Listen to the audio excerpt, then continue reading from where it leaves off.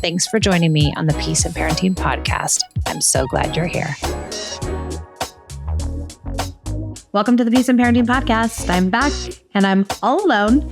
And I have a lovely review from an Apple listener who says, "This is parenting at its best. This really helped with my sibling rivalry issues. She teaches the parent how to teach the child to resolve conflict. And I absolutely love her material. Have learned so much and have become a more thoughtful parent in the process." Thank you so much. I love this one. This is lovely. You know, I really do think that that's true, is that we learn to be more thoughtful in this process because we do away with just giving a punishment or giving a reward. We have to kind of think deeper, and it makes us more compassionate people, I think, and more compassionate parents. So thank you so much for this review. I really do appreciate it. Thank you for all you listeners out there for making Peace and Parenting possible for me and for you. All right, let's dive into this idea of, it's kind of like self-regulation and also what is behind it. So just like this review, there's always something behind behavior. And when we get to the behind the behavior thought, then we are more thoughtful about how we come to our parenting, but maybe we should be more thoughtful about how we come to ourselves too. So self-regulation, a lot of people will come at self-regulation with, well, what can I do to calm down in the moment? Like, what mantra can I say to myself? What kind of breathing can I do? What meditations can I perform? And those are all great things. And I think there's a place for them. But sometimes we have a old thought or an old trigger or an old past experience or a myriad of experiences that have created a sticky point for us that's running in the background of our mind. I became aware of it most recently when I was meeting with a client, and she's lovely and she's working really hard on this stuff. And she has a son who has ADHD and ODD, and he's a lovely kid, but he's not easy to parent. And she didn't come from the easiest childhood.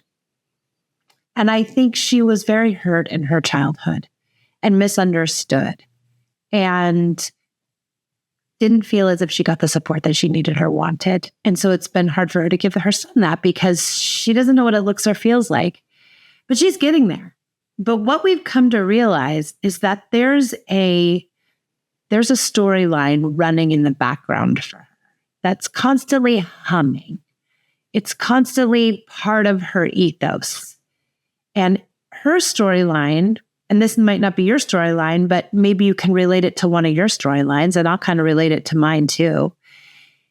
Her storyline is that she has this resentment, right? She has this resentment toward the adults in her life, a past partner and also a parent. And so these resentments that are running in the background are sucking her energy. They're clouding her thought process. They're creating negativity. And it's impeding the way in which she can come to her son. So I can give her all the meditations and, breathing techniques and visualizations and positivity journals and all of those things, which she's also doing and we all should be doing. But if that story keeps running, the story of resentment and anger and sadness is running in the background, it eats up our energy. And so by the end of the day, if this story is running from the time you get up at 7 a.m. until 7 p.m., by 7 p.m., you're exhausted. Now, you're also exhausted because you have a kid who's hard to parent. You're trying to do things differently. And you have this story running that's sucking you dry. And if you have an experience with one of these adults in that day that you hold resentment toward, now has that ruined an hour or 2 hours or 3 hours of your day?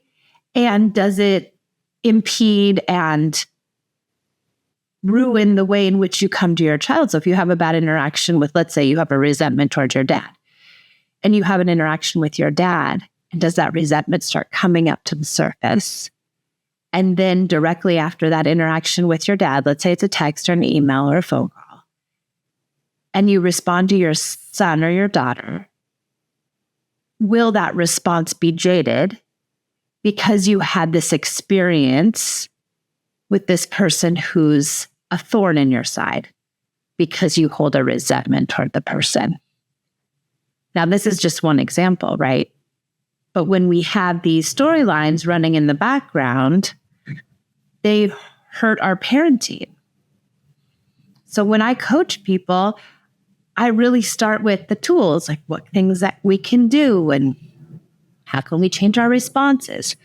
But if you stay with me long enough, it gets deeper and deeper and deeper because pretty soon you know all the tools, right? And you know all the responses. And you keep asking me the question over and over again, well, what do I do when they hit? Well, what do I do when they do this? And my response is always the same. But when we can't access those tools because we have other things going on in our psyche, then we have to work on those things in order to fully come into our parenting and fully access all the tools. Now you can do it, right? You can muddle through and do the mantras and do the meditations and get through it and do the tools and make it. But if we can clear out those cobwebs, if we can clear out those stuck points for us, then we really get humming in our parenting and in our life. Because that resentment also, in this case, is holding us back probably in other relationships. Or is it holding us back from having a fulfilled life? I had a lot of resentment toward my mom. And I'm going to be real vulnerable here. And I hope she isn't listening. Maybe she will. I don't think she really listens. But, when I was 11 and a half, she basically dropped us off at my dad's house and said, I'm going to San Diego to find myself. I need some time. And my dad took us in. I don't think it was what he necessarily wanted to do. He was a bachelor and practicing alcoholic, and I don't think that he wanted an 11 and a 9-year-old to take care of. And she said, I'll be back in a few months. And that few months turned into 6, and it turned into 9.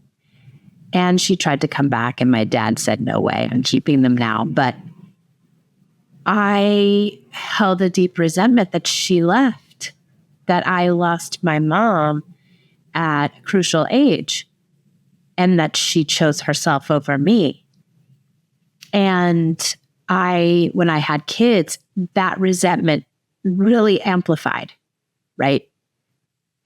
Because finally when I had kids and I felt this, love and connection to these kids, even though I was not necessarily doing it all exactly like I am now, I still felt this deep bond with these children, and I would never leave them. I couldn't leave them. And granted, she had different circumstances and she had her own things going on, and I don't blame her anymore. But I did blame her for a long time, and I felt a lot of resentment toward her. And that resentment was eating me up, really. It was eating me alive. It was eating up the interactions I had with her. It was eating up the interactions that I had with my kids because it kept pinging every time.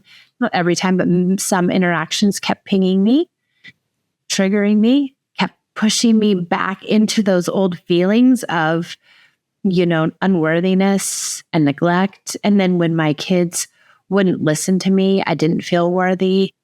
And that unworthiness, I think, came from the abandonment. And there's a whole messed up nest of things happening.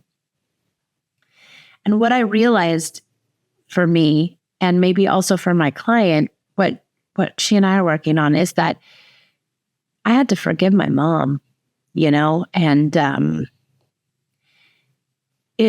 and when I forgave my mom, it only benefited me because my resentment sure, it was hurting our relationship for sure, but it really wasn't hurting her as much as it was really hurting me and my relationship with my kids, because I couldn't fully come into myself. I couldn't fully live because I had this humming in the background, this humming of resentment, this humming of unworthiness, this humming of old hurt.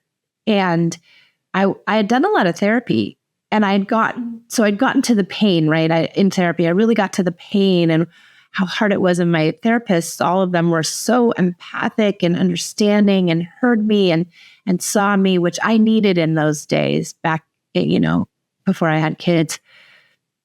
But what I didn't get to in therapy, which I ended up getting to later, was that I had to forgive her, because forgiving her set me free. Because she had all the power, right? Or this experience between us had all the power. And I was allowing it to have all the power. And I think my client now too is, she's realizing that these adults in her life that have disappointed her are holding the power over her because she's allowing them to, because she has these resentments. And so she can't see it because she's in the game, she's trying to just pass the ball off and get the hoop and, get the basics of the mechanics of the game figured out. But when you have somebody who can stand above and look down onto the game and say, oh, but if you look right here, they were coming for a screen. They're trying to screen you. I can see it. But when you're down on the court, it's really hard. And so I think, having someone else point it out to you, sometimes you can say, wow, you're really having a hard time around your person here. What do you think? You're upset. You're holding a resentment. What should we do with that? And when we can forgive in this case, and every case is different, right? Then it unclogs our psyche some. And that unclogging makes us better parents. So although parenting is about the tools and connection and attachment and all these beautiful things, that's a big part of it. But there's another entirely different part, and that is who we are and what we're coming with to parenting. We're coming with many tracks of noise and many different facets to our upbringing. And it would do us so much good if we can clear some of those out so that we can live a fulfilled life, so that we can live a fulfilled experience with our kids. Because it isn't that most of my clients don't know what to do, right? They don't know how to respond. It's that they can't respond because they're clogged up. And when we can unclog, we feel better. And when we feel better, just like our kids, we do better. And that's the beauty of connection, right? Our kids feel better in connection. And we help them unclog by being connected to them, by allowing them to have their feelings, by giving them opportunities for tantrums. But when we're clogged, we almost have to do the same for us. That's why listening partnerships is so good too, is people get into their listening partners and they can unclog themselves, right? And that's a big facet to connected parenting that is unique to connected parenting, and why it is so much more powerful than gentle parenting or peaceful parenting or conscious parenting is that you have that component. And then coaching, coaching is an incredible way to unclog too. So I hope this makes sense. I hope that you can think about whatever's running in the background for you, whatever it is. Is it a resentment? Is it an unworthiness? Is it, it could be anything. It really can. It could be perfectionism. It could, the possibilities are endless. And if you think about it, each time how you can find it, how you can try to find it, it's like, okay, when my child triggers me, right? When I get upset with something that my child is doing, can I stop in the moment and start asking myself some important questions? Why is this bothering me? And the answer is not because my kid is kicking or hitting or biting. The answer is in yourself, because why are you allowing that kicking or hitting or biting or defiance or lying or whatever it is? Why are you allowing that to upset you?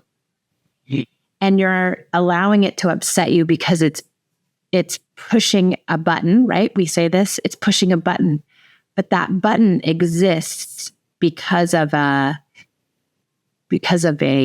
thought pattern, because of a story, because of something that's going on in your psyche.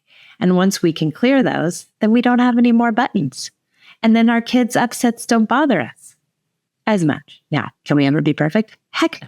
Will your kids' behaviors still bother you? Of course they will. You can't clear everything. Those damages they're in there, and no matter what, and that's okay. That's part of being human. And it's okay not to clear everything. But when we have a big one, it's important to get them cleared out. I hope this was helpful. Thanks for joining me on the Peace and Parenting podcast. And I can't wait to see y'all next time.